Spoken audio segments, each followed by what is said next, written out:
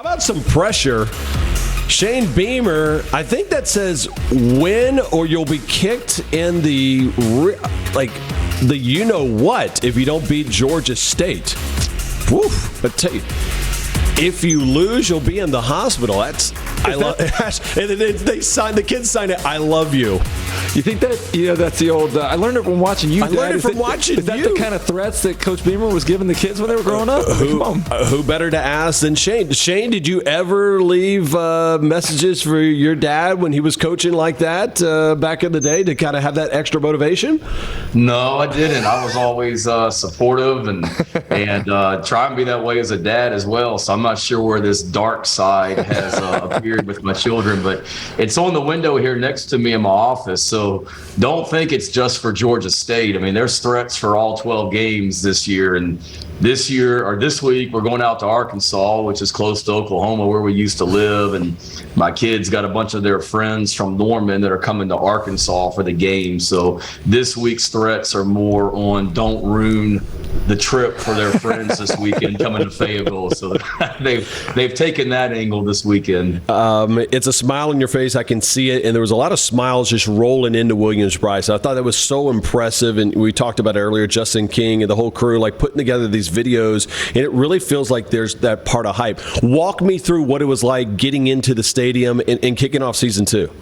Yeah, it was unbelievable. I knew how much excitement there was going into this season and how excited our fans were about this season. And you felt that buzz ever since the end of last year in the bowl win up there where you guys are in Charlotte. And to have a home sellout in a non-SEC game, that was the first statement, and then I've had some text messages from people. We were at the hotel on Saturday afternoon before we left to come down here, and had some text messages from some people that they were at the Gamecock Walk and they had never seen it that packed in all their years. So that was pretty cool. And then to get down there and just, see our fans and interact with them. I know all of our players and myself just felt a high sense of gratitude, and that just carried throughout the entire night as well.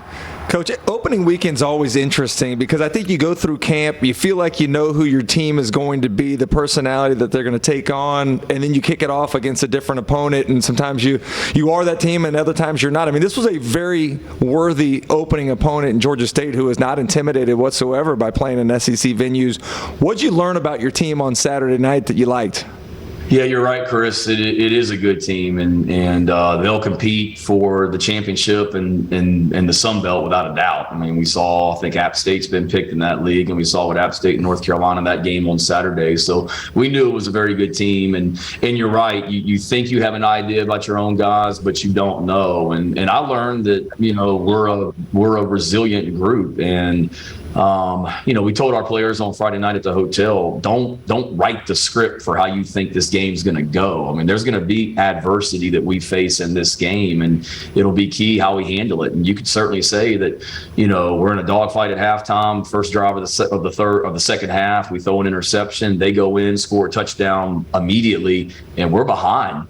And, it would be very easy for us at that point. We're at home. There's high expectations on us to get tight and not play well the rest of the game. If anything, we got better at that point, attacked even more, and then ended up winning convincingly down the stretch. So found out that we got a group of guys that are resilient. And then the other thing, too, is we had a bunch of true freshmen in there playing defense on Saturday night, and the moment was not too big for them. They were in there at critical moments and did a heck of a job. You look at this Georgia State team as well, Sean Elliott. We're familiar with them, and Gamecock fans are familiar with them. This team had won back-to-back bowls, and there were comments about, hey, listen, they're a good team, and look at what happened with Tennessee. And I saw some people, a little bit fired up about that. What was that all about? I don't know. By no means was I trying to take any shot at Tennessee. I've made a comment that there's been teams that didn't feel this way in the SEC after playing this team. And whether I'm not taking a shot, it's a fact. This team that we just played on Saturday night, they've got 17 guys that are juniors or seniors that start on this team, which means most of them were on the Georgia State football team that beat Tennessee.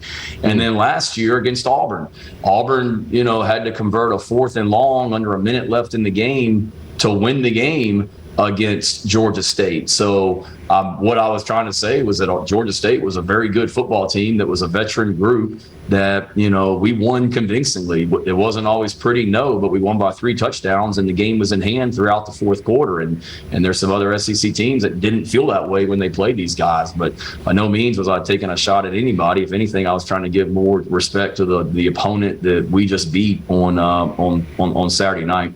Coach, you mentioned how good the defense was. I thought the special teams was the difference in the night. Had an opportunity to have your dad up in the booth right as you run the fake field goal to convert the that's my boy. Keep the drive alive. You get 2 block punts that you're able to scoop and score on. You get 2 50-plus yard field goals in your kicker's debut, which was crazy, and a 73-yard punt. Obviously, special teams runs in the Beamer family, but was that a play that you had designed early on in terms of the fake punt, fake field goal, to try to emphasize the importance of what special teams was going to mean to your team this year? Yeah, my dad, I don't know if he enjoys every game that he comes to, but he certainly enjoyed that one Saturday night with all the special teams plays. That was right up his alley. No, it was something that, we've really been practicing throughout preseason camp, and something that actually we as myself and Pete Limbo, our special teams coordinator, and Stanton Weber, our special teams analyst, we had discussed, early in the week, and I think it was probably Wednesday, I mentioned to those guys that I really like the idea of starting the game with a fake field goal for different reasons. And it was something that we talked about it again on Saturday morning as a staff in our game-based staff meeting at the hotel. And we decided that, that's probably what we would do on the first field goal if we got the look. And Georgia State lined up the way we thought they were going to line up. And the way they lined up was exactly how we wanted them to line up in order to try and run this fake field goal. And, give credit, we blocked it pretty good, and then give credit to Hunter Rogers, our holder. I mean, I told him on Saturday morning, you may have to break a tackle or run through somebody to get this thing, and he did. I mean, their linebacker ended up getting over the top a little bit of our offensive tackle, and Hunter had to go one-on-one with their all-conference linebacker, and was able to make enough contact to fall forward and get the first down. But felt like we needed to do something at that point momentum-wise. It was 0-0 in the second quarter, and down there deep, just felt like that was an opportunity to get 7 points, and our guys did a great job of executing it. So walk me through the operations of that, right? You talk to the guys, hey, listen, we're ready for do it. Everybody be prepared. Everybody has this role. And then when you see the look, is it, hey, we're rolling with it? Like, is it a play call? How does that work? Yeah, it's a call for the fake, and we just tag the name of the fake with the word check, meaning we're checking to see if it's there when we get out there. And we get out there, and the players do it all out there on the field. It's not like, you're the quarterback looking to the sideline for the play call. I mean, they have to get out there and see if we have what we want. So as we were getting lined up, we saw what we wanted, and then they went with it. So that's the mechanics, and then we work through the different scenarios. Obviously, if it's not there and we have to just kick it, it is there and we run it, and we always want to be aggressive from that standpoint, and give teams something to prepare for as well. All right, Coach, I do have to mention a little bit of the concerning thing that I saw on Saturday, and that's the offensive line play. All the talk about Spencer coming in and what the passing game was going to look like, but if you can't protect, it's difficult for him to have time to find his receivers. And to his credit, he scrambled a lot, made some plays on the run. But what do we do to kind of shore up the offensive line a little bit more, heading into a very challenging opponent with Arkansas's defense? Yeah, I heard you guys have Bumper Pool coming on next. I'm sitting here watching tape of him, and you're exactly right. And that defense will be a big challenge. We've got to be better. Coaches, starts with us, and then all of us. And Georgia State's very disruptive on defense. We knew it was going to be a challenge at times to run the ball. We're not happy with our performance on Saturday night, and certainly the offensive line has to be better. But it's all of us. You guys have done this long enough. It's some of the plays, run plays and passing plays were perimeter blocking issues where, frankly, we got our butts kicked on the perimeter blocking. We've got to be better from that standpoint. Some of it was maybe some looks that weren't ideal to run the ball into, that we've got to, get the ball out of our hands and not hand that ball off on some of those looks. Running backs, can certainly be better. Tight ends, we can all be better, starting with me then our coaching staff. But again, I love the offensive line that we have. I love the group we have on offense, and I've seen us make way too many good plays in practice and in games, and that's a hungry, competitive group. And we know we need to be better this week, and confident that we will be. Well, it's going to be fun to have that game against Arkansas coming up, and I've been told because you came on this morning, I think Sam Pittman's going to be joining us next, so we got a little slight audible. You want to leave some message for Sam? Talk a little trash here before you guys get ready on Saturday? That's my old guy. That's my old neighbor in Athens. Was he a good neighbor? We lived in the same neighborhood. He was one street over, so Sam and I had some great times together our first 2 years in Athens, and I can promise you he'll be a lot more entertaining than I will, I'm sure. He's the king of the one-liners, and I'm still laughing about his "what kind of drink are we bringing to the party" comment from last week. So hopefully we'll have something strong for him this week when we play him. Did he leave his recycle bins out too long? He good neighbor, HOA in trouble or what? He was good. Always had a great Kentucky Derby party in May, and he and his wife Jamie, they were fantastic. No issues. They were great neighbors. Well, now we know what the pre-game meeting will be like over on the field. Shane, thank you so much, and congratulations on the quick success here. And we'll keep it rolling throughout the year, right? But who better to ask about if he had maybe just one of those cold beers than Sam Pittman, the head hog right there, joining us right now. Did you have one, Coach? How'd it go? By golly, I did. Again, I'm not a poster guy for cold beer, but I sure did. What's a post-game look like, Coach? After all the preparation of the season, especially the opener, you finally get out there on the field, you get a win. What's the next few hours after the game look like for you? I believe if you ask any coach, assistant, head coach, whatever, I believe if you ask any of them, there's nothing finer in the world than winning a ball game and going home and really not caring who wins or loses, and watching games. The great thing, if you have 11 o'clock game like we do this weekend, and if we were fortunate enough to win, those next few hours are priceless. They're unbelievable, and you go home and sit out by the pool and watch games, and it's the greatest time ever, to be honest with you. Text message wise, right? After a big win like that, you guys put in so much juice, and the fans were incredible there in Fayetteville. What's your phone look like after that W? I don't know, 200-300 text messages, maybe more. And the thing is that I want to return all of them, and so I've gotten better with, the heart, the thumbs up, all that kind of stuff, and send it out. But I want to reply to every one of them because they've been so kind to send me one. So, yeah, it's blown up by that time. It is interesting, though. The excitement around the program much different than a couple years ago when you took over. What's it been like now? Instead of being a little bit of the hunted, you're the hunter, and being expected to win a football game against a very good Cincinnati program that was in the college football playoffs last year. How's the shift in expectation been for you and your team? Hopefully we're doing the same thing that we've done ever since we've been here. I won't lie to you. You feel the pressure more as a head coach once you're, favored, once you're supposed to win the game. Just like you said, my first year here, we never played a game that we were the favorite in the first 10 games that we played here. And so there's not quite as much pressure there because you're not expected to win. Obviously, in the building you are. And then now, we're picked to win a little bit more. And certainly when that happens, you don't want to let anybody down. And certainly your coaching staff and your players and the great state of Arkansas. So the difference is you feel a little bit more pressure. I'm trying not to, but it's hard. I mean, you certainly feel pressure. Yeah, and I think people appreciate your transparency about that as well, too. Because, again, it feels like, and it's from Courtney Deifel to Dave Van Horn, it feels like there's such a family environment that's building in Fayetteville that people are happy about it. When you go through and look at this game, like, just as a fan, I look at KJ Jefferson and get Raheem Sanders being so good, but every coach looks at it differently. What part of that game, was there a specific play that really stood out to you that maybe, you know, a normal fan wouldn't understand how big it was to that victory?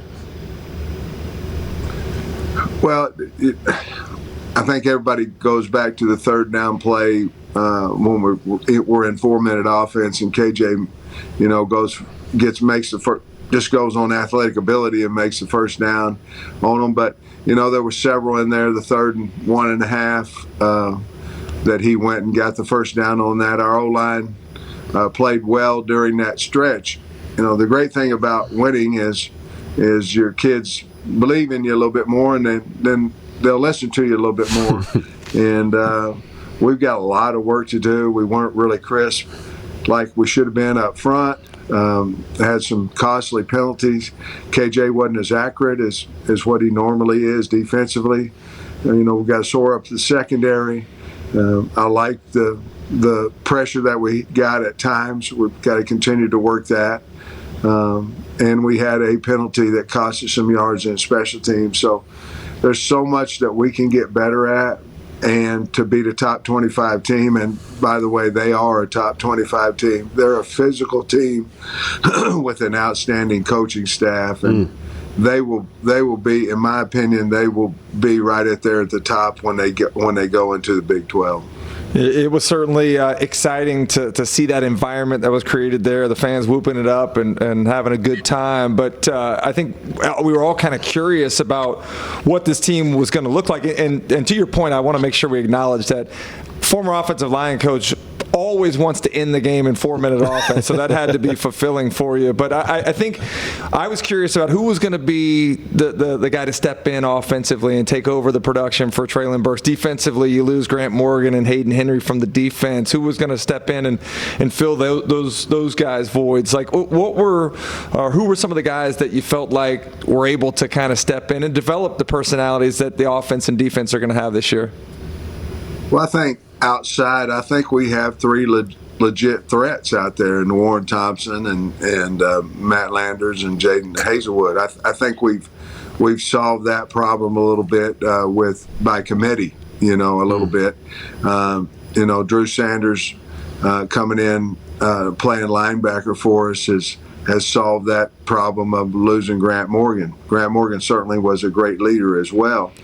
You know, we've got to solve our secondary problem, and we will. We've got players to do it. We got, obviously, in my opinion, the best defensive coordinator in the country, and we'll get it solved. There's no panic here, but we've got problems that we need to solve, just like we had last year after the Rice game going into Texas. But we won't panic. We're confident around here, and we'll get them fixed. Coach, I got to ask you, one of the heartbreaking moments in the game on Saturday was Jalen Catalon going down with his injury. Any update on his status going forward? Well, we don't really know at this point, and if we did, I'd tell you. We really don't know right now. We've got to get a few more things MRI-wise and read those, and then we'll know a little bit more about his status for Saturday. And, of course, you're talking about Saturday against your former neighbor, I hear, in Shane Beamer, and another team that's 1-0 right now. What's that relationship with you and Shane like? Well, Shane's a wonderful person, obviously a motivator, obviously a great head coach. You know, we lived about a block and a half away from each other in the same neighborhood. He's a strong family man, has the cutest kids you'll ever see, you know, and you know, we worked together not only, but he was the tight end coach as well, as the special teams coordinator there at Georgia. So we worked hand in hand a lot in combinations and things of that nature that your tight ends and tackles have to do. So we were good. We are good friends. I have a lot of respect for him and his program, what he's done. They're playing extremely hard, well coached. Certainly, he's took from his father the Beamer ball, and with a fake field goal and blocked a couple punts for touchdowns. I mean, what an outstanding job they did in special teams last week. But I really have a lot of respect for Shane and honestly his dad and the entire family. Who was better at like the Christmas decorations? Was the Pittman household or the Beamer household would win the Christmas decorations? No, they killed us. It was, I mean, they were 40-point favorites going into the game, and they won by about 60. Coach, I know it's early in the preparation. You mentioned how good South Carolina's special teams look, but as you overall evaluate what they did, what's the challenges that your team has to be ready for? Well, anytime a team's aggressive on special teams, whether it be in trying to block punts, whether it be trying to block field goals, a lot of teams aren't. And South Carolina certainly is aggressive. It's important. You can see it's important to their kids, the way they play. And so anytime that is, you have to be so sound. And if you are, you'll be fine. If you're not, they're going to exploit you, just like what happened to Georgia State. Cannot wait for it. It's going to be on ESPN. It's going to be the early kickoff, and I know that they'll be calling the Hogs loud and often there in Fayetteville. Coach, we appreciate the time this morning. We'll holler at you soon, all right? Guys, have a great day. Thank you so much. I like the fact that he didn't go. He total Southern. It wasn't cold beer. It was old cold beer. Cold beer. O-L with an apostrophe. Cold beer. All right, confirm or overturn. A nice cold beer is the best after a victory. After a game where you've been coaching all week long, you probably only have a little bit of time to hang out. I'm going to overturn that because you got to go with a liquor drink, right? You got to, in the fall, especially in the South, a little brown liquor, perhaps. That'd probably be my choice. Maybe if you're Dana Holgerson, a Red Bull vodka. I'm actually going to overturn it as well too. I would go with like a Crown Special Reserve, something a little bit more. But maybe we want to just go with the little nice Gatorade. And did he get the Gatorade? I don't think he got the Gatorade bath after that one, did he? I don't know if that's worthy of a Gatorade bath. You know what? Good, hey, guess the important part is that's where Arkansas football is at. When you can beat a top 25 team, and they're like, yeah, this is just what we do. Look, I'm not promoting it, but I do like a nice Gatorade with a little vodka in it. in the bottle. The Wild Gator, hydrated and dehydrated. Yeah, I'm not promoting it. South Carolina has a really good team, a hard-playing team, really good in all three phases. Coach Beamer's done an excellent job there, and they're playing with a lot of passion, and so we're excited that it's home. I think our crowd has proven that we have a good home field advantage. We need them here. 11 o'clock game. I know a year ago we went to Georgia and it was one of the loudest places I'd ever been in, and certainly their players had a lot to do with the success they had that day, but the crowd did as well. It bothered us, and certainly hope that we can get that same next Saturday that we had the first game of the year. So I thought Landon Jackson and Terry Hampton and Dominique Jordan, I thought they all played well. Jordan Dominic, excuse me. I get that mixed up all the time. I'm sorry. I didn't get it mixed up. I knew who he was when he had that sack and picked that fumble up. Well, we have a lot of work to do. I think probably Nudie and Clark, Chavis would be another one that, there's still guys that need to get on the field somehow, but they got to practice better to do that. But I think those three are right now are probably ahead of the rest of them at this point. But we'll see how practice goes. I feel like I could be wrong about this, but I don't feel like we heard a lot about Nudie in the preseason, but goes out and debut, has a pick. Just what were your impressions of his debut? What did he do well? He's got to get better. I mean, obviously the pick was a huge play in the game, and he's got to be more consistent. That was basically that and some injuries, why he was, running 3 at times in camp. but he is a gamer. I mean, that's kind of who he is. We figured that out, but he seems to really enjoy it here. He's a great kid to be around, and I think he'll just continue to get better and better. And I know when we played him last year, when we played LSU, and he was over on the other side, he made some really good plays against us. So he played ball. I trust him. So I'm happy he's here, and I think he'll just continue to get better and better. As a big pick he had Saturday. Finally, you were in Arkansas, I believe. I was. And that's a game that probably didn't get the attention it deserved. I mean, under normal circumstances, beating Cincinnati is a very big deal. Just ask Brian Kelly, the person we've been talking about a great deal. Yeah, well, I think that's a credit to Arkansas because it wasn't a very dramatic game. Arkansas controlled that thing from start to finish. There were a couple little wobbly moments, but there was never much of a time in that game where you could watch and say, oh, I think Cincinnati's going to win this ball game.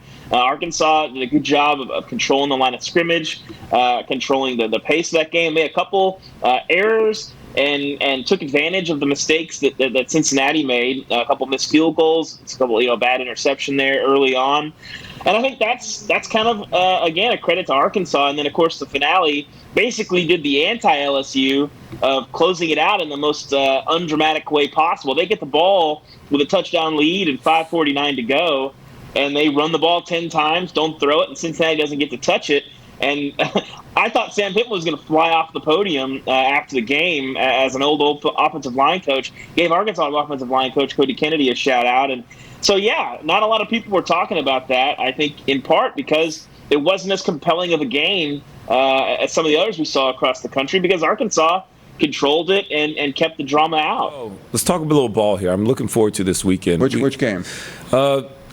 One that's going to determine a lot in the SEC about going forward for me personally is going to be South Carolina at Arkansas. Oh, yeah. Just because South Carolina, Spencer Rattler, him coming in, a lot of hype behind this young man, deservedly so at times, but then at the same time, he's not always perfect. And it's not so much my opinion about Spencer Rattler really hasn't changed as much as maybe my opinion about South Carolina as a whole. I don't know if him alone pushes the needle to where now they're all of a sudden contending or move them up that much more in the East, especially with Florida ascending and doing what they did over this past weekend over beating Utah at home. Arkansas, I thought they looked good at times, but also defensively. I don't like the fact that they had a lot of post routes wide open on their defense. Okay. I do not like that. Cincinnati's quarterback missed 4 or 5 opportunities for explosive plays in the pass game. If he completes a couple of those passes, maybe this game, in our opinion about Arkansas, may be a little bit differently. So they got to clean some things up defensively. It's going to be an interesting matchup between these two teams because now South Carolina of last year is not the same team. They're throwing the ball all across the park right now.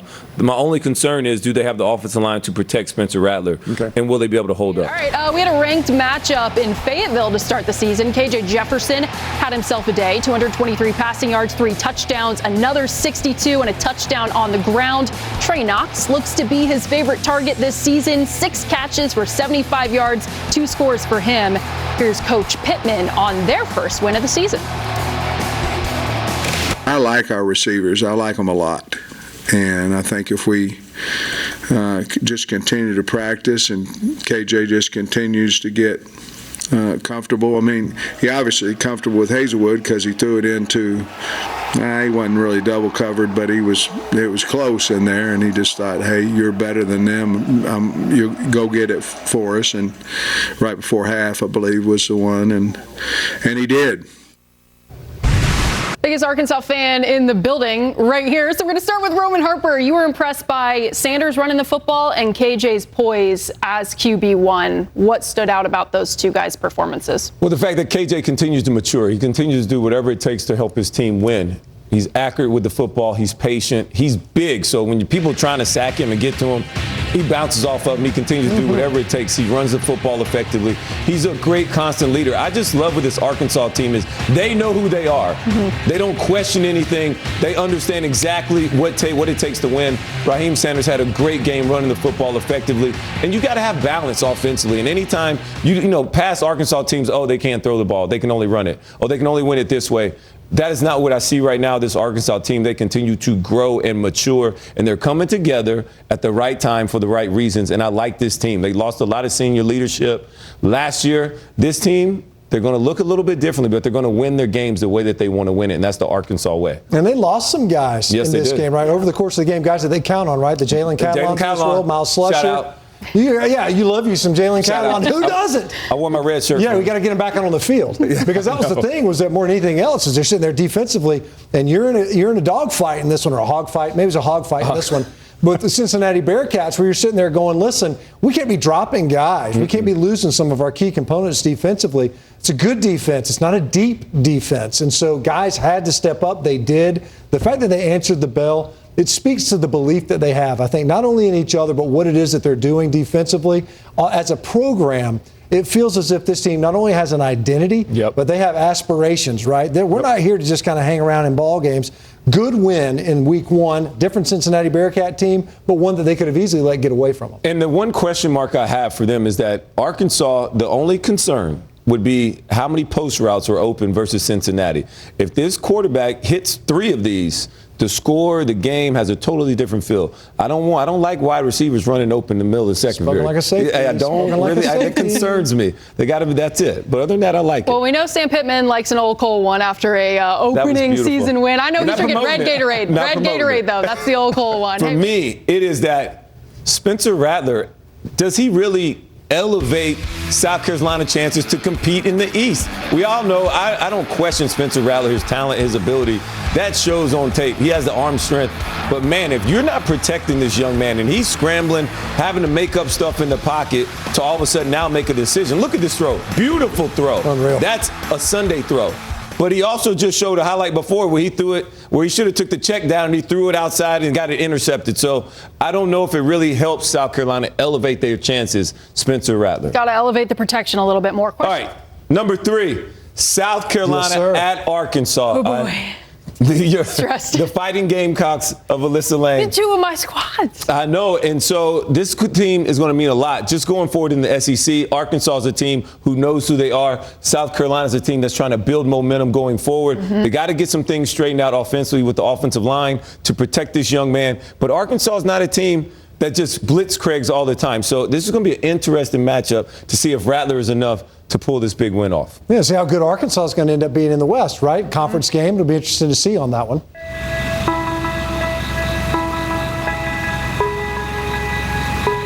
When Sam Pittman became head coach in 2020, he preached belief. Belief in toughness, belief in accountability, belief in doing it right. A year later, Arkansas won 9 games. You always get that wonderful, nauseated feeling on Saturday morning. It happens every year, every game. I don't think it's pressure. I think it's just you want to win and do well so bad that you get worked up just a little bit. But that happens every Saturday morning. You know, the thing about it is anything in life that you can't back out of. In other words, Saturday, they're going to be here, we're going to be here. There's going to be, 76,000 people in here, and that's going to happen, and you better be ready for it. So that's kind of where that nauseated nervousness on that morning is. And then when you win, it's no amount of nothing. Money, no, you can't buy that. I mean, you win, you beat a good team. It's unbelievable. These days, everyone believes. You guys know that this is a totally different team than what we had last year. Every time that any of us coaches watch tape, and myself included, once I get through with a session of whatever I'm wanting to watch, I feel a lot better about going into the game. You just do. At some point, you walk out of that film room and you go, we got them. I mean, right when that feeling's there, you're ready to play. We got them. Is everybody good? Everybody sleeping good? Boy, I slept the best I've slept last night. Did you guys? No? Boy, I slept best I had. I think because we got a good-ass football team. Let's go practice. Pittman's personality is as unique as his approach. I love who you are and how you practice. Yes, sir. Keywan, you're doing good, man. Keep rolling. I'll tell you one thing, we ain't having to pull teeth, you know what I mean? Yep. They want to practice, you know? You just have a pretty good ball club, you can do that. All right, let's roll. Let's roll. Horn. Let's go. Violent now. Violent, Terry. Explode now. That ain't explosion. You got to have more explosion than that. You're going to get your ass beat. Go get the ball. Good. Get your head up. Can't hit what you can't see now. Go work. Go chase that ball. Quicker you are off the ball, the better you're going to be now. Go after it now. Go after it. There it is. That's it. You're in control of everything the whole time, baby. Good. That's it. That's perfect. You try to stop the block before it ever gets started now. Block don't start till you make contact. All this other stuff is like at the prom, dancing on the dance floor. Block starts now. There you go. All that footwork stuff's important. But I'll tell you what's important when you get in that fight. That's important. Bam! There you are. That's wonderful. Hey, Trey, that's a heck of a rep, man. That's a good rep. That's a great rep, actually. Blow it up. Let's go, break! Hey, man, your damn break's gonna be over before you get in there. You hot? I ain't hot. Oh, you cold? I don't sweat. Boy, you going crazy. I ain't from here. I was made in the lab. Don't tell nobody. Team run, baby. Let's go, baby. This is a tough man sport. That's all it is. Toughness comes in a variety of forms. Extra strength, extra speed, extra effort. All from being a little more focused, a little more ready, a little more hungry. Good add in, Drew. Great add in, Drew. Let's go.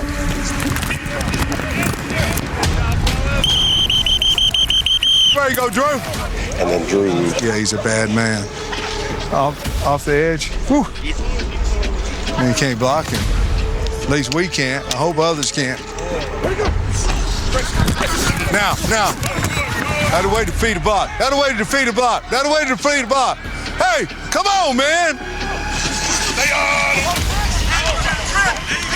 Good play, hey.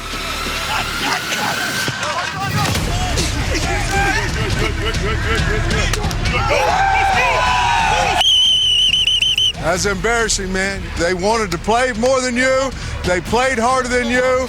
They concentrated harder than you. Who was out there? The fours? Damn ones. Hey, that way you get the ball, defense. That's a hell of a job. That's a hell of a 2 racks right there. That's a hell of a 2 periods, D. Hey, you got a trademark on defense. It's how hard you play. That's your trademark. And that, you know what? You could see it. You could see it every play, how hard you play. We got a chance, man. We got good players. Good players that play hard become great, right? Yes, sir. Keep that trademark, baby. You got to lead them, boy, bro. You got to be the one to say something. I had to learn that from last year. Now the spotlight on you. Everybody going to want to say, hey, where KJ at when the offense is down. So if you're the first person they're going to look at, it ain't going to be Hazelwood, it ain't going to be Rocket. Yeah. It's going to be you. Yeah. So you got to be the one to say, like, it's not the standard. Like, anytime defense ain't playing, that's the one thing I make sure every mind the standard of it, bro. Yeah. They going to go as you go. Come on. You got to strain. Come on. It's got to mean something to you. Pittman has revived a program with a proud history and tradition, which has evolved into real possibility for the present. You gotta go make that into 3 or 4 right there, Rocket. Rocket, close it, Rocket. Hit it. Good look, Rock. That a baby, Rock. That a way to hit it. Hey, Rock, that was perfect pace. You know what I mean? I believe the faster you go, the faster your read's going to come open for you. There it is. That's the quarterback there, one. Atta baby. Atta baby. Atta baby. Atta way to get back downhill. Here's what I know about you. You can do anything as long as we'll teach you, because you're willing. You know what I mean? Yes, sir. That's a hell of a job. Good job. Good protection. Good job, O-line. Good job, O-line.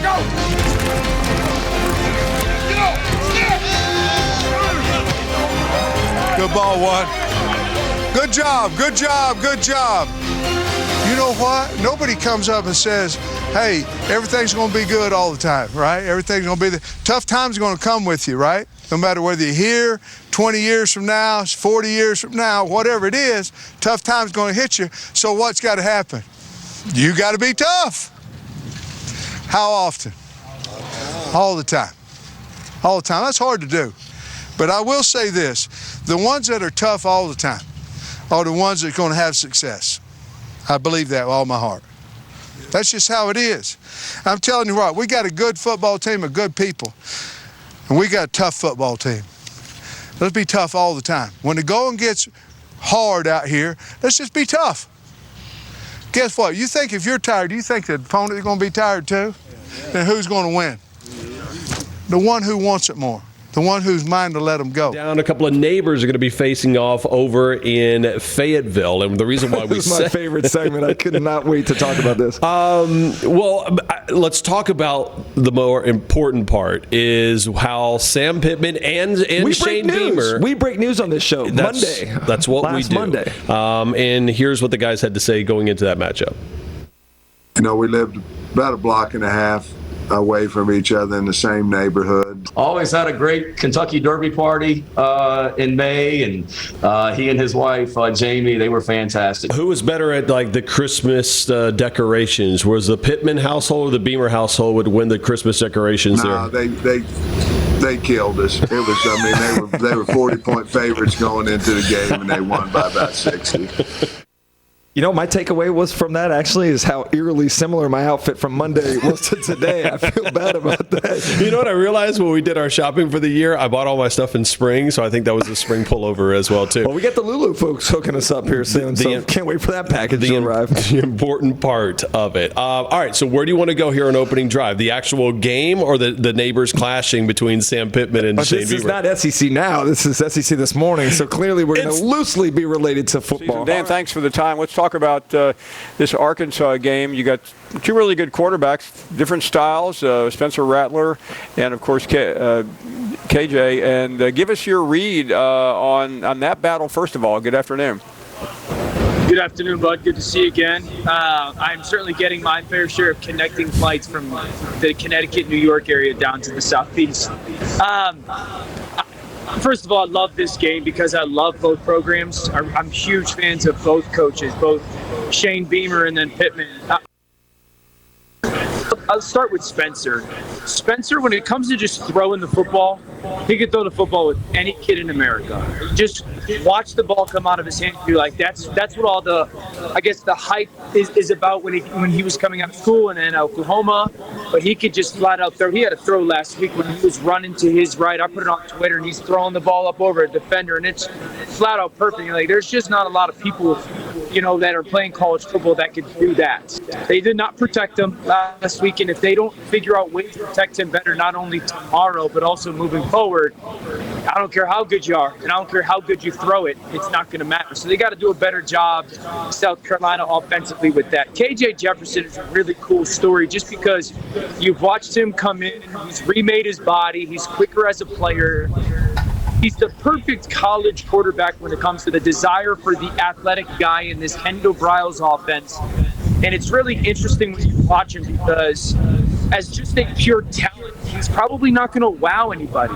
But when you watch the tape and you put him in those game situations and you got to go, hey, it's 3rd and 6. We need you to go make a play. He finds a way because he's so confident in his natural ability. So really excited to watch them both play tomorrow. You mentioned the two coaches, and I really struck by something you said, Dan, because they are two of the most likable coaches, and that's interpretive, but I mean they're also liked by their players. You understand that better than a lot of us do. Describe these coaches and what forget the X's and O's, just what their personality brings to the program. With Coach Pittman, you can feel it when you're around him. He's unashamed of who he is. He's incredibly comfortable in his own game. He kind of does it like, hey, look at all these other programs. Those coaches don't look like me. And he really embraces that. And when you're a player and your coach embraces that, you start to embrace it of your own self, and you start to take on that personality. And when you're unashamed of who you are, you gain more confidence in that person. You get when it comes to yourself, you're so much more comfortable and confident in who you are. And he's unapologetic about that. And the program has become that. I even asked him today. We just got done talking to him. I said, "Third year here. Is this what you envisioned?" And he started laughing. He's like, "Nah, And he's 6-1 in his last 7 games, and they've beaten a bunch of top 25 teams. And he even said, when I see Arkansas go across the ticker tape on ESPN, I like seeing the number in front of it, and I want that number to get smaller and smaller." So it's just that really endearing quality. With Shane Beamer in South Carolina, the name carries weight. That's a big deal. But I like the fact that he's really done a good job of impressing on that program the expectation level, the standard. And I said, okay, every coach says culture. And he said something this week to me that has to have tremendous impact on his team. He said, "I got to make tough decisions, but I can't get tired of making tough decisions." And he said, "I want all my kids to understand we can't be around or sit around on a Tuesday waiting for someone to come clean up my locker, because I'm going to be that same kid on Saturday waiting for somebody else to come make a play." And that, again, is an empowering quality. I'm sure you saw the viral video of him taking his team through the campus walk this year and up the stadium steps. And I thought that was a brilliant illustration of making sure his kids understand how fortunate they are that they get to play the game that they get to at that institution. And it really kind of is one of those things that hits home kind of the daily work that it's necessary to go be a good program. What game on the SEC slate are you locked into? Because like this game, the narrative could really change one of the teams. I look at that Arkansas game. I look at Arkansas and South Carolina, and a lot of transfers this year. It was like the year of the transfer and the year of the quarterback. And you look at a Spencer Rattler and a guy who was a great player where he was. Things didn't work out. He comes to South Carolina. You look at his game last week. He made some incredible throws. He had a couple inerrant ones. One was an interception, but there's a lot of hope there for them to have some stability at that position where they didn't last year, and there was still excitement in Columbia. But Arkansas is a team that I think that I picked to finish second in the SEC West. Whoa. And for them, the target is, we talk about a target. They're not surprising anybody anymore. No. KJ Jefferson, we know what he can do. That O-line, Sam Pittman is really the recruiting. And because he's an O-line coach, has built a juggernaut when it comes to running the football. Nobody ran the ball better than they did last year in the SEC. But I think this is a game that is somewhat of a mini statement game, a game that they need to win against an up-and-comer in the East in South Carolina.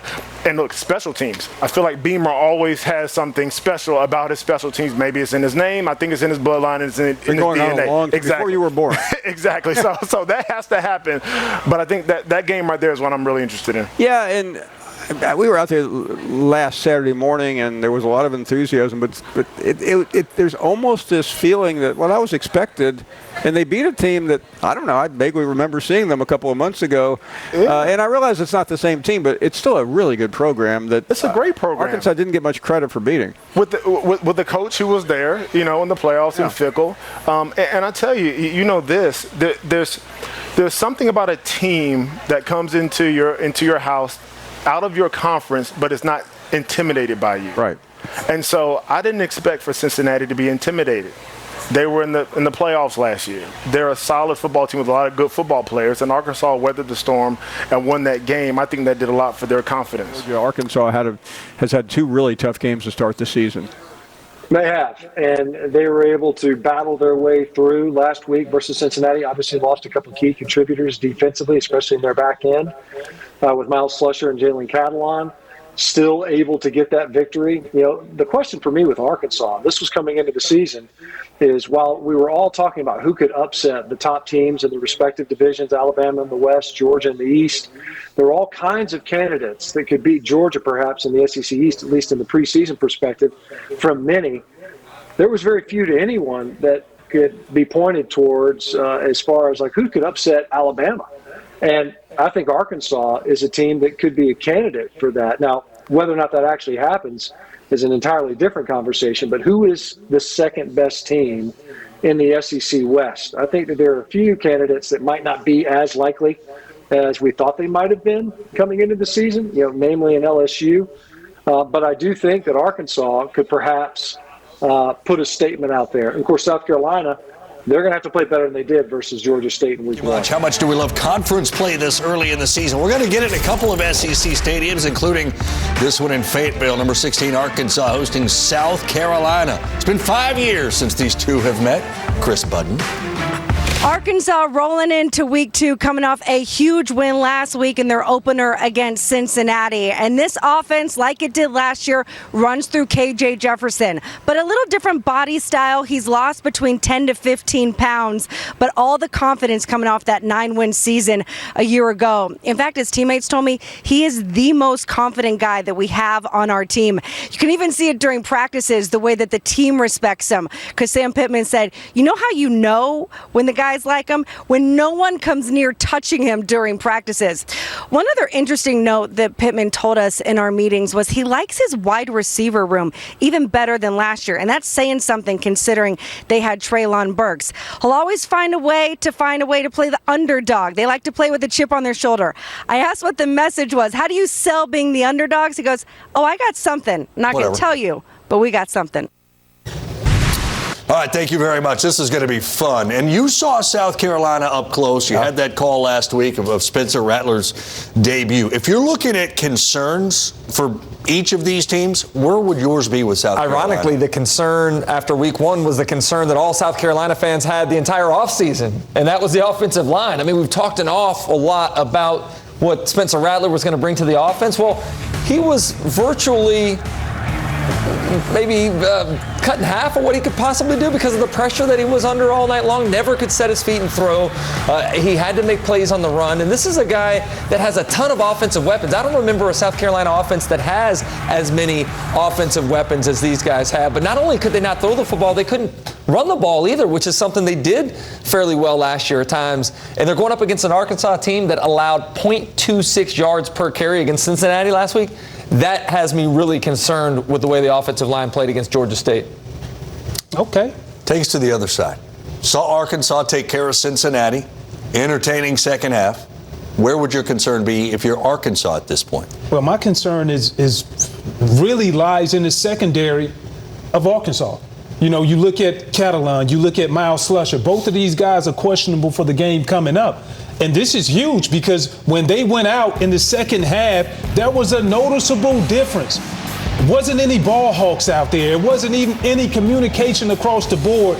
These guys were playing individual football. And that's something that I know personally just looking at what their team goals were on the defensive side into the season. They wanted to come in and be more aggressive, do some things on the back end because they knew Catalon was coming back off of injury. And I had him as one of my top players in the SEC. So we will see. But my concern lies in the secondary for this team. What does a Bumper Pool, in all of his experience, he's been there seemingly forever, how does this change his level of importance, his role, knowing the guys that are going to be missing? I don't think it's so much on game day. I think Bumper Pool, his intellect, him being able to understand that I have to lead the guys not on game day, but throughout the week.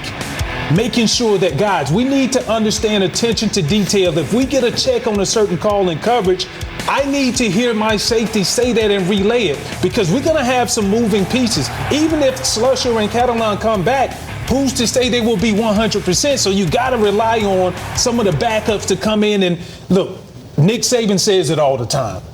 If you don't know what you're doing out there mentally 100%, there's no way that you can contribute and play fast. And that's what Bumper Pool can do make sure they're held accountable from a knowledge standpoint. I will say one thing that concerns me with having Catalan out, besides the leadership and what he does, is matching personnel. What we know about South Carolina, they have two really good tight ends with Stogner and Jaheim Bell. So I think they can create some mismatches potentially, especially because you don't have Jalen Catalan back there in the secondary. That's mismatches anyway. They're such great talents. Arkansas and South Carolina. This is the last time they met up. Brett Bielema was on the sidelines for Arkansas. Muschamp was the head coach. Slightly different style of just play. little adjustment. Little adjustment.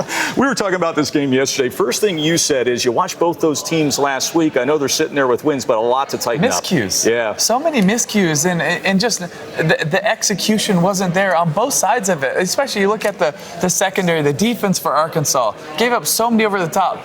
Honestly, the Cincinnati just missed them. If they hit them, Cincinnati probably walks away winning that game. But same with Arkansas, and especially with Spencer's relationship with his receivers, being on the same page, understanding that I don't have to always make the impressive throw. Sometimes I just got to make the correct and the easy throw. And I think he'll continue to grow with this offense, because there's a few times you saw him make just ridiculous, dumb throws.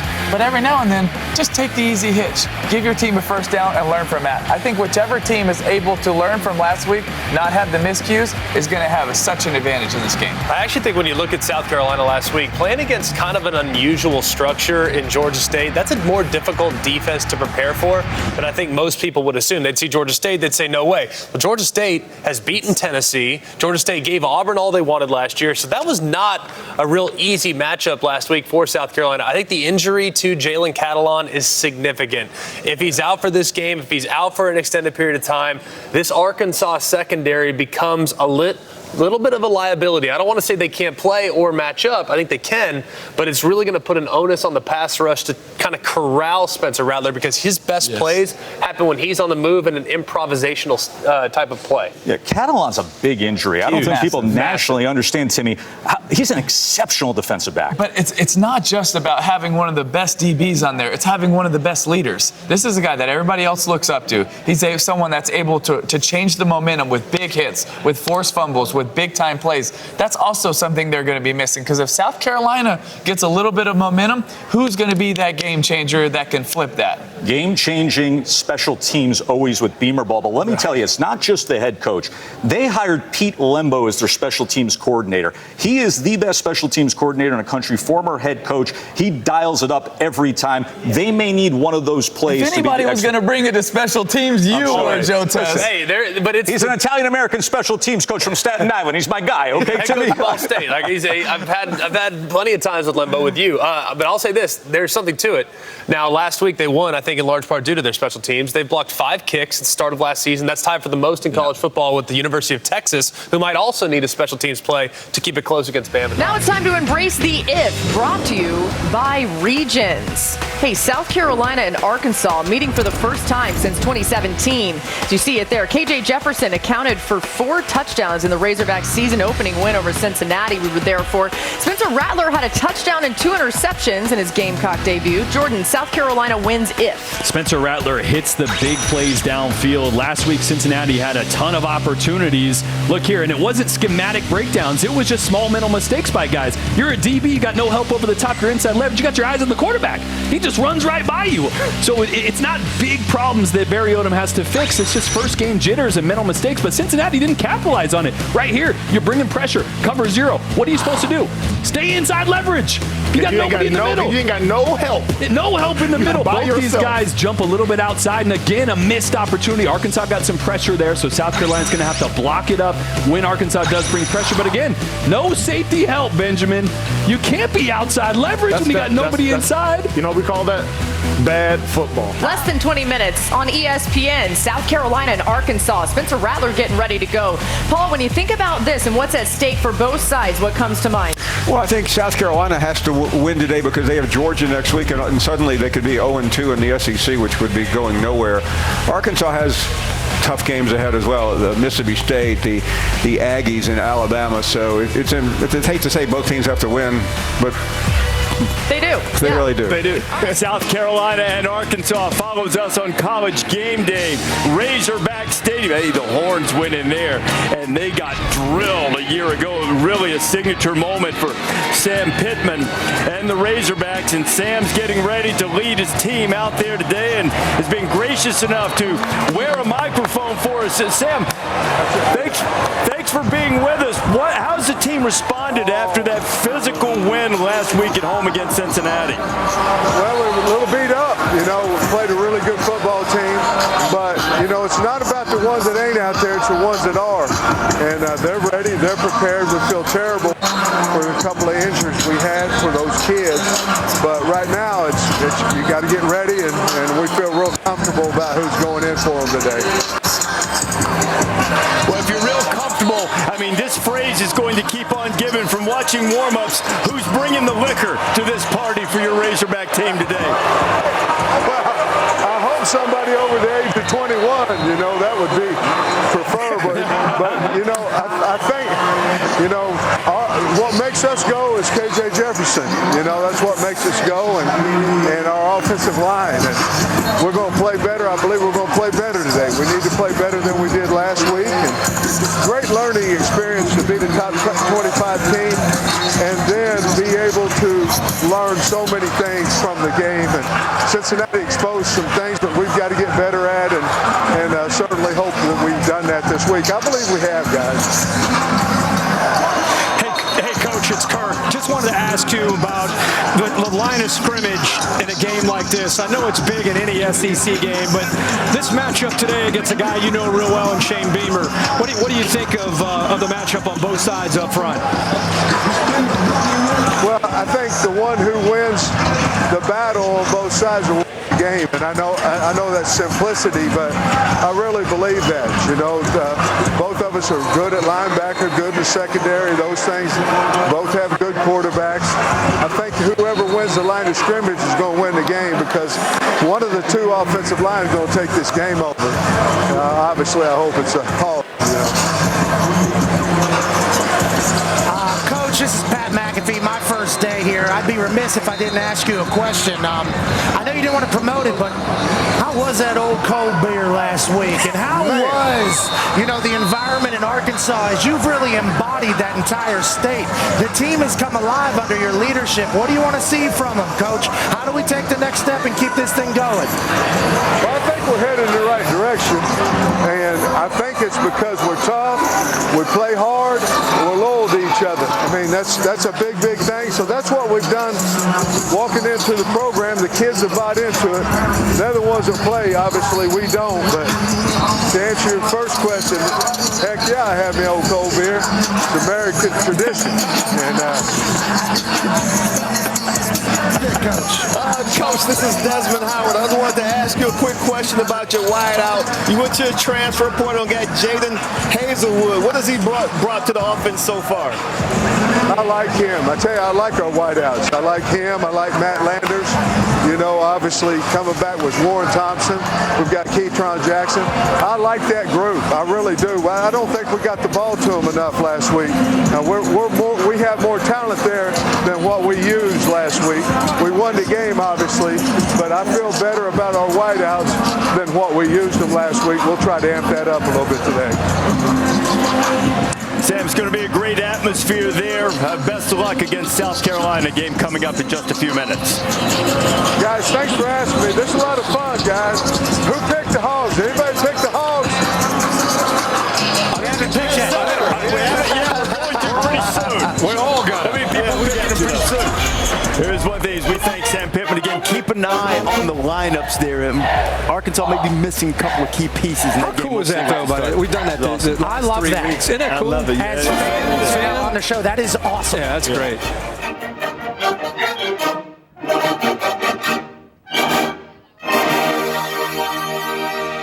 Let's pick Arkansas, South Carolina. I'll send it to Florida first. You guys pick, and then we'll go around the horn here.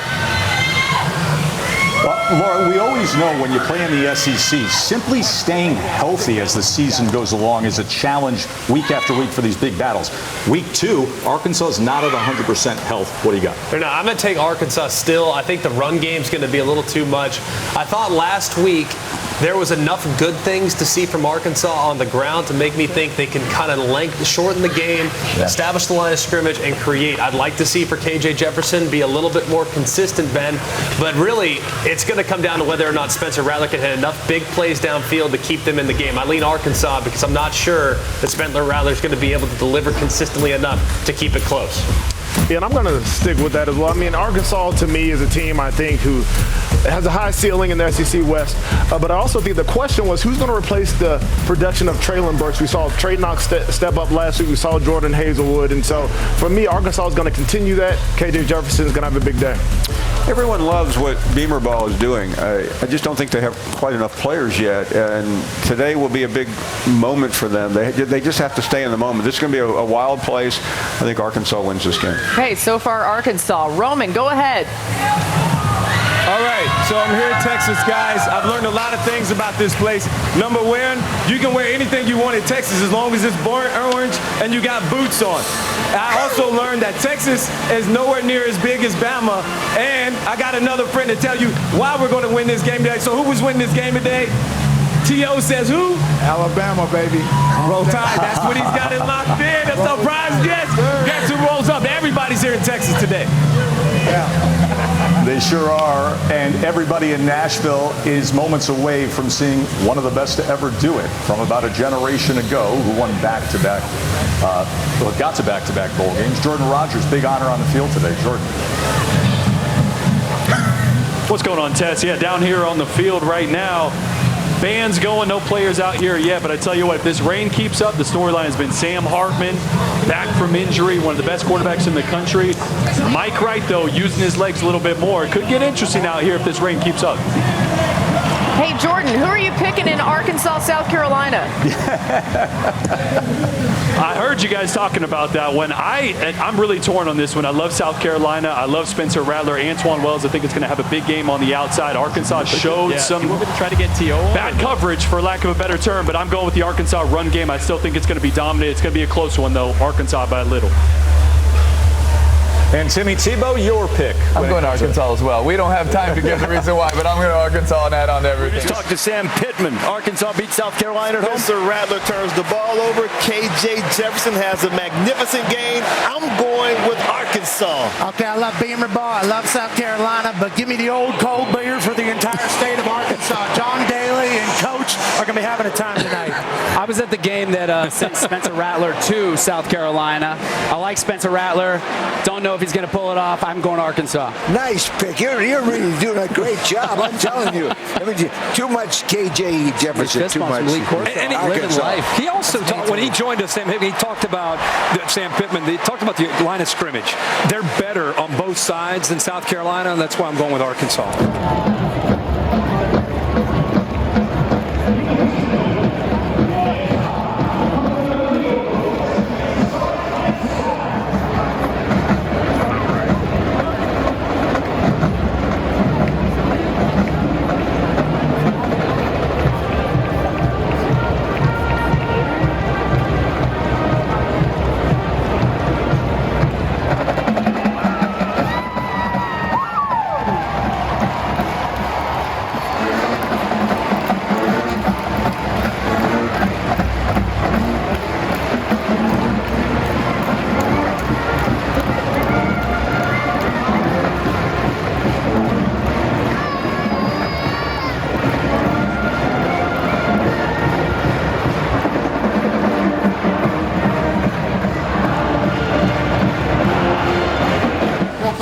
Well, this starts today. It starts today.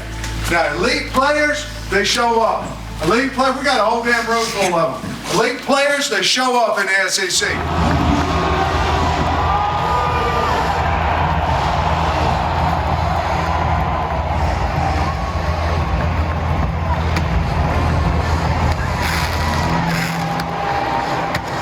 Well, Arkansas won the toss and deferred.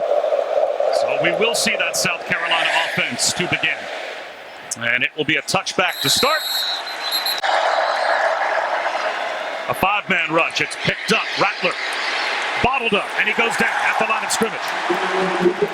Nothing special here, Spencer Rattler. Wants the screen. He's got it set up, but it's dropped. Christian Fields-Smith couldn't hold on, and he wasn't going anywhere, even if he had 21-yard punt. That's a great point. They're basically starting where South Carolina had the ball on third down. Rocket Sanders into the secondary. That was a run by Rocket Sanders, good enough for a first down. Jefferson to throw, pumps and looks downfield. Now finds his check down. Plenty of room for Sanders down the sideline. Delivers a pop. 3 quarterback keepers on the first 5 snaps. Here's a handoff to Sanders.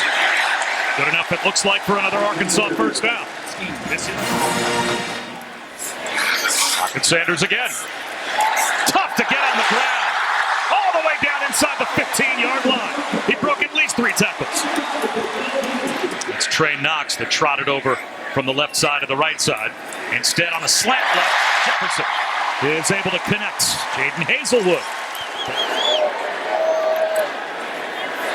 Another try for Rocket Sanders. This time he's in. There's a touchdown for Arkansas to open the score. All up in the box and play man coverage. I can't play man coverage with y'all. I can't do it. But they're going to have to, or we're just going to hand it off until they damn can't stand it no more. Let's go. Let's go. You ain't got to be close, man. CC opener for both Arkansas and South Carolina. And the Razorbacks strike first. A 13-play drive, and Dan, they did it the way they do it. 11 carries. Spencer Rattler, well protected from the pocket. He's going to take a shot right down the middle of the field. Broke it up. Intended for Amari Brown.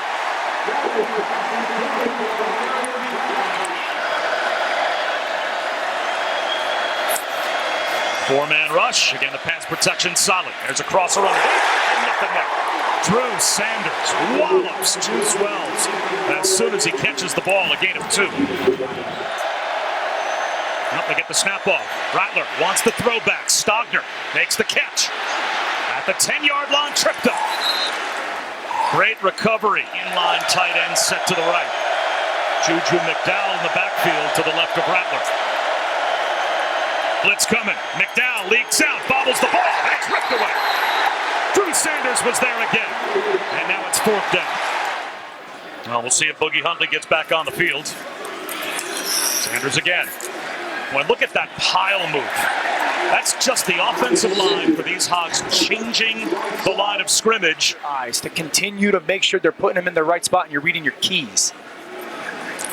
Breaking a tackle is Sanders. To the 34-yard line of South Carolina. And they do. Jefferson back to throw. Up in the pocket. Floats one to the sideline. Wide open Landers. It'll be a first down in the red zone to start the second quarter for the Hogs. 16 more for Matt Landers. On second down, it is Sanders with speed. Cruises into the end zone untouched. Hard to lose track of Rocket Sanders, but it seemed like the Gamecocks did. Pay attention, okay, so as this offensive lineman steps down and the ball comes this way, watch both of these defenders for South Carolina. Step down. Now look at both of these guys get left inside. The ball for Spencer Sanders gets driven outside because they're just hanging on KJ Jefferson's potential to run. The tackle steps down, the defensive end squeezes. They pay attention to KJ for one step. Sanders is fast enough to get the ball out on the perimeter, and it's a walk-in touchdown. That's a great. Exactly what we needed, man. Good job. Jaheim Bell tries to turn the corner. Strung out nicely by that Arkansas defense, and again, look who's on the spot to make the tackle. It's Drew Sanders. Rattler off play action on second down. Rolls out. He'll be sacked. What a first half for Drew Sanders. 42. Watch him here and the burst that he has to the football. It's a little bit of sprint out. Look at the patience, step now, go. See the speed that he collapses through. Nowhere to go with the football for Spencer Rattler. Man, he has become a big-time football player. 6'5", 230 pounds. Utilized as a pressure guy last week, and he has totally changed this Arkansas defense. After that injury timeout, second down and 10. Jefferson threw it behind behind his receiver, but a nice job. Because of the maturity, big opportunity for him to prove he's an NFL player. A.J. Green inside the 15-yard line. Carrying tacklers down inside the 10 to the 8. Jordan Burch. Third drive today, Bob, that's gone over 5 minutes for this offense. Just wearing down this South Carolina perimeter. Malik Hornsby lines up as the tailback in the offset eye. Under center is Jefferson on third down. Counter handoff. Up the middle goes the freshman Davinia. Into the end zone for his first Arkansas touchdown.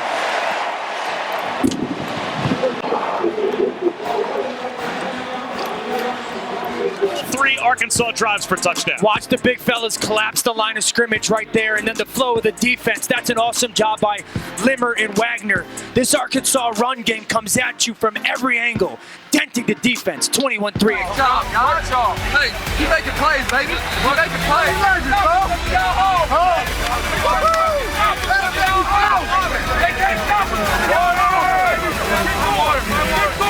They can't stop us. Carolina defense to get a stop before halftime and make the touchdown stand up. A draw play to Sanders. Right back to the ground and right back to picking up a first down with the rush attack. Quarterback keeper, Jefferson. Popped at the 40-yard line, but he's got 9 yards. Jefferson, quarterback draw. First down. Still on his feet. Tough to bring down. Flag down. He's still up. Getting a push. Finally, the play blown dead at the 28-yard line. Jefferson to throw. And it's a sack once again. Heaves one to the sideline. Coming back to scoop it up is Matt Landers. I mean, this is incredible. Watch the strength by KJ Jefferson to get away, and then as he's stumbling, get this ball off, arm strong enough, awesome awareness by Landers to almost pick that one up off the carpet, but... All the confidence in the damn world. It ended on a sour note right there. You're going to get the opportunity coming out the tunnel to make it right, though. Does everybody understand me? We've got to seize this moment right here. The knockout shot is coming. Go knock their ass out. One play at a time. Don't do anything different. Go play your ass off and knock them out and finish it. It's right there to go take, but we got to have great energy, great enthusiasm, great together, great eyes, all the stuff that you guys are built for. All you can have is an opportunity to play 2 quarters of football. You only get 12 games guaranteed. What would make us not want to go out there and play our brand of football?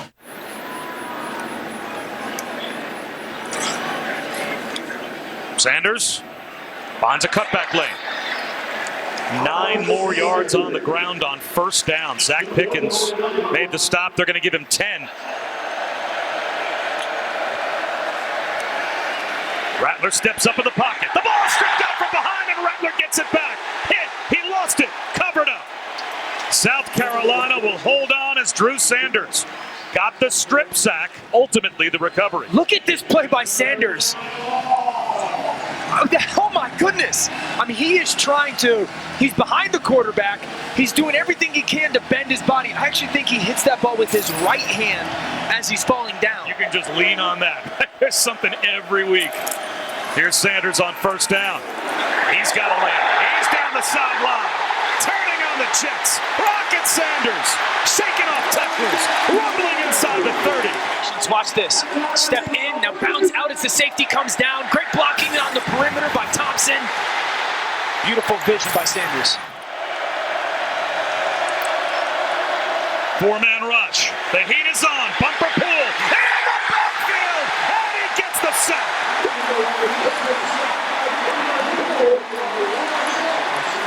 You're going to see inside here and then the wraparound. Watch the internal pressure by that defensive end. Bumper pool comes off right there. Awesome job of hugging that tackle. Super tight. And just making sure that he wraps those ankles of Spencer Rattler's. You're going to take your shot down the field and play action. Again, it's Sanders. Again to the sideline. Inside the 20. Cuts it back at the 10. Down to the 1. 46-yard rumble. That play action shot with bad eyes. 10th play of the drive. Jefferson straight back to throw. Finds a crosser. It is Hazelwood. Breaks the tackle. Muscles his way into the red zone.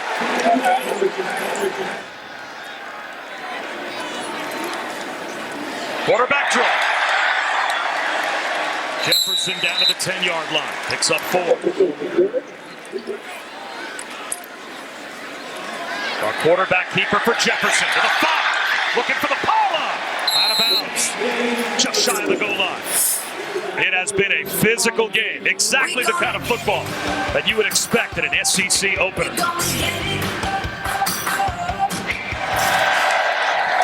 Straight quarterback run. Jefferson at the goal line. Extra effort. He's in. That's a touchdown for the Razorbacks.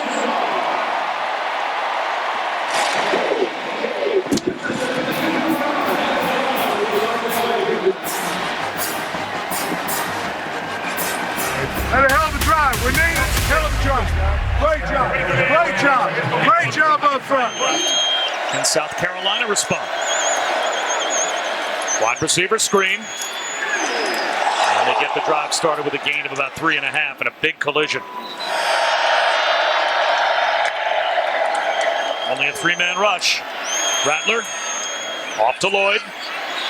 Lost the football on the sideline. It's recovered by the Razorbacks. Marshawn Lloyd popped it up. Watch bumper pull and Breedy. Watch 10 and 7. Vice helmet on the ball by Breedy, the Georgia transfer. And then Hudson Clark, the outside corner, pops right on the ball. Look at the Vice. Bang right there. And then you see that shoulder drop. Got it at the 41-yard line. That is a big turnover, and now the Hogs are in a spot where they can really take control of this ball game. It's scared. You're testing hard, bro. You hit, bro. Keep going. Wear out this South Carolina defense. And they'll go to the ground. A little counter handoff toss to Hazelwood. And he gets to the sideline. Small margin for error when you're down 2 scores in the fourth quarter. Sanders. That was an odd exchange. It looked like Jefferson may have decided very late to give it to him. An end around. Matt Landers gets a block. 30 more plays on the field defensively. And 54 runs. Here's a throw, though, for Jefferson. He's going to take a shot at the end zone. Warren Thompson for the touchdown.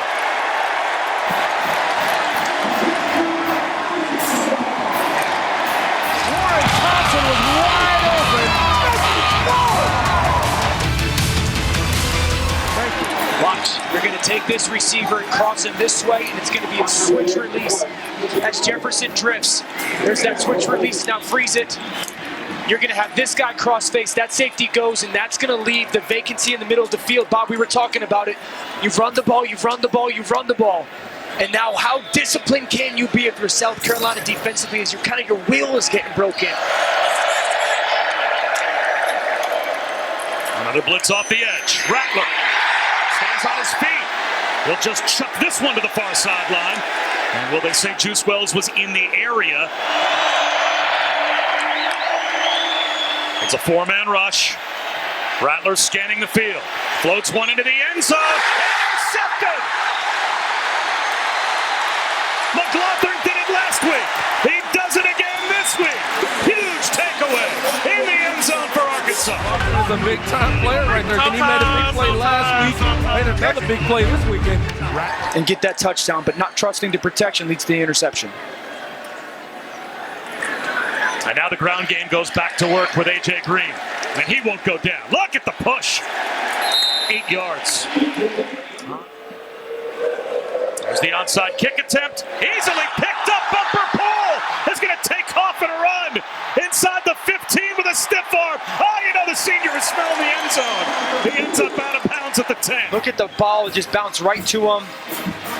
Good awareness. Credit him, man. Like oftentimes those guys are told, let the ball go by you. It bounces right to him. Little stiff arm.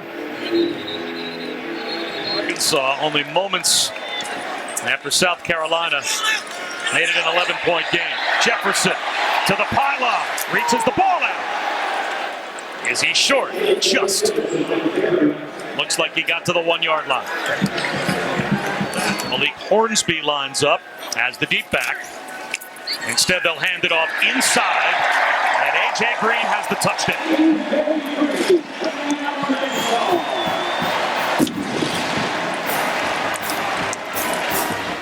He's got to be the biggest player in history to ever have the nickname Rocket.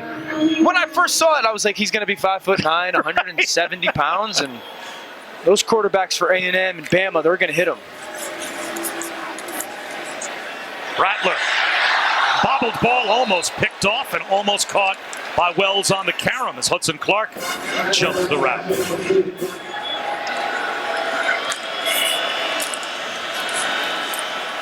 Rattler to McDowell, laid out.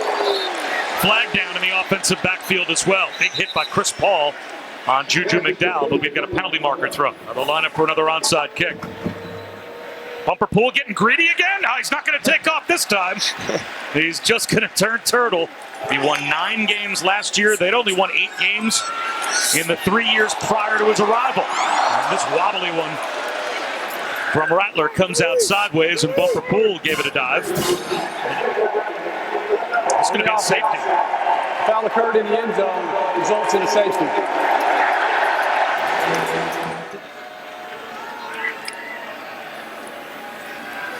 Rattler. This time the pocket collapses and he goes down. And that should just about do it.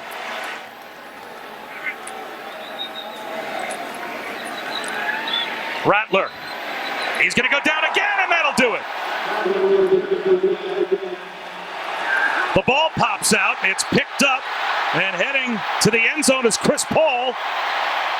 Is that an icing on the cake touchdown for the Razorbacks? Either way, it just affects the final score. 0's on the clock, and Arkansas will win this SEC opener against South Carolina. That ball is definitely out. Although Paul's knee might have been down when he scooped the ball up, nonetheless, this is now just bookkeeping, as Arkansas will win an impressive SEC opener. Right? Yeah. They know exactly who they are, how they want to play. It's a reflection of their head coach. They're not going to try to trick you. No. And listen, South Carolina, I'll give them a ton of credit, man. They came into a good environment. They played really hard, never quit. And now Jefferson makes it official. So the final score is 44-30. Congrats, fellas. What's going on, baby? Congrats, guys. Here's the deal. We're 2-0. We beat the top 25 program, and we beat South Carolina. Y'all got a good-ass football team because you know how to work. We're all so proud of you. I'm proud of our assistant coaches. We're all so proud of you. You just got to stay working. Is that fair? Well, we're going to celebrate tonight. So let's get up. Let's call them home. Whoa. Hey, Sully!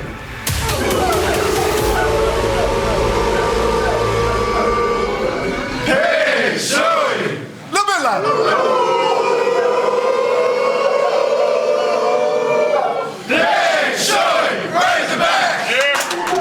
Hey, we kind of make it a habit around here, ain't we? This is kind of habit time. Turn it down! South Carolina and Arkansas. Arkansas, you had to put them on letdown alert based on the Cincinnati win in week 1. Raheem Sanders and Arkansas was big early. They came out like they do every week, trying to be the most physical team, and they ran the football down South Carolina's throats. You pointed this out watching Spencer Rattler. When he has time to throw a dart, he will. Yeah, threw for 376. Just couldn't do enough to get this offense going, but at times Rattler looks like the quarterback we expected to see last season at Oklahoma. So they got this 21-16, and KJ Jefferson keeps it himself up the middle, 2 yards. They extended their lead fourth quarter. Jefferson, he puts it on ice. You know, it's the first time offensive coordinator Kendall Briles has had the same starting quarterback 2 years in a row. Anywhere he's been in college football, you could just see KJ Jefferson feel so comfortable. Helmet sticker for me? No. Oh. Drew Sanders, though. Okay. Arkansas on defense. I want you to listen to this stat line.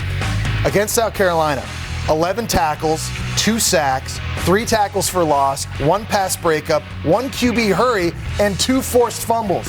That'll get you a sticker. In one game? We talk about transfers. This guy's from Alabama. maybe one of the biggest impact transfers we've seen in the country. All right, you got time. Take it away from your second one. Spencer Rattler, first road game as a Gamecock, taking on Arkansas. These two teams haven't played in 5 years. They haven't beaten, have the Hogs, South Carolina in 11. Second and goal, first quarter. Rocket, Sanders into the end zone. Yeah, we thought going into this game it was going to be about the line of scrimmage, and Arkansas took over on both lines of scrimmage, able to get a great push up front and pressured Spencer Rattler all day long. Yeah, Rattler eventually does swing one to Juju McDowell, who's stopped by... That's actually Marshawn Lloyd. That's actually Marshawn Lloyd. Marshawn Lloyd having a tremendous season coming off that knee injury 2 years. Was slowed last season, but looks to be back to 100%. 43 yards there, and here's Rattler on 3rd and 5 to McDowell. But Drew Sanders, the Alabama transfer, who has made an immediate impact with Arkansas. That's my boy, Drew. I see you, Drew. He was balling out there today. Was he ever? And then that's Rocket Sanders again into the end zone, second of the day. 24 carries, 156 in the 2 scores. Also had 3 catches, 30 yards. He was big. Gamecocks try to answer. 2nd and 12, Rattler, and then there's that guy again. You my boy, Drew. I see you, Drew. Listen, he was relentless, man. Yeah. 11 tackles, 2 sacks, 2 forced fumbles. 3 tackles for loss, all told. Drew Sanders.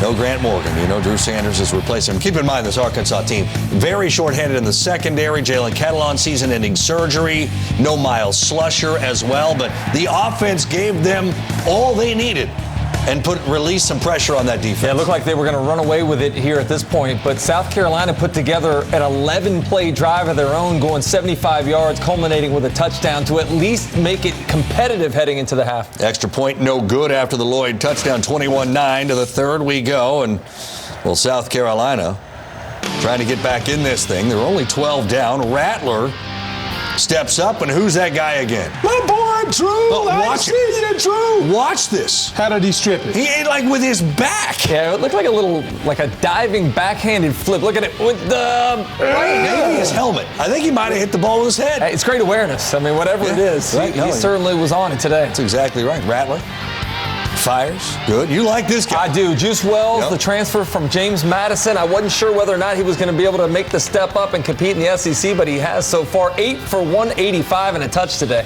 Indeed. Arkansas back in the red zone there quickly afterwards. KJ Jefferson works his way in, ran for 1, threw for 1. In fact, Arkansas ran for 5 scores, their most in a game in 6 years. There's no way you can stop that play. Average weight of the offensive line, 315 pounds. And then it sets up stuff like this, right? Jefferson, you think he's going to run. He steps back, finds Warren Thompson, 23 yards. Arkansas dominant, 44-30. The final. They're 2-0 for the 2nd consecutive year after this win over South Carolina. A jubilant squad when it was over.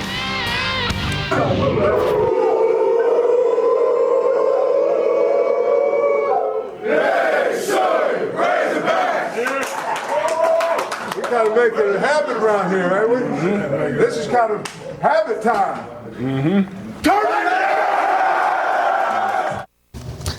Earlier in the day, Takeo, you asked the question, and I don't think you were really saying that, but it was a fair question. Is this, given what we saw from Alabama, the lack of discipline and so on and so forth, offensive line protection issues, could Arkansas be considered the 2nd best team in this league, potentially? Or best in the West? I mean, are we at that point? I think it makes you pause for a second and find the coffee. But I definitely would consider them a top 3-4 team in the SEC. Yeah. Now, and I think they're trending up. And you look at what they're doing on both sides of the ball defensively. We talked about the secondary. They missing Catalon. Miles Slusher as well. What did the defensive line do? We got you. Sacked Spencer Rattler 6 times. Didn't even let him get into the flow of the game, and that really helped. Yeah, some of that is the aggressive nature of Barry Odom's defense. I think some of that reflects on the offensive line of South Carolina as well. I'm worried about Spencer Rattler's upside this year because of how limited his ability to take his steps and throw are, but not taking anything away from Arkansas. I think they did a great job. Yeah. I feel good about Drew Sanders stepping up to replace some of the production lost here from Hayden and Morgan moving on. Offensively, I still need to see somebody step up more of the receiving position to take some of the loss of production from Traylon Burks' departure, though. Yeah. Hazelwood, Keep waiting for it, but maybe we don't need to wait. No breakout yet from the receivers. Maybe they just don't have to do it, though, until somebody stops them.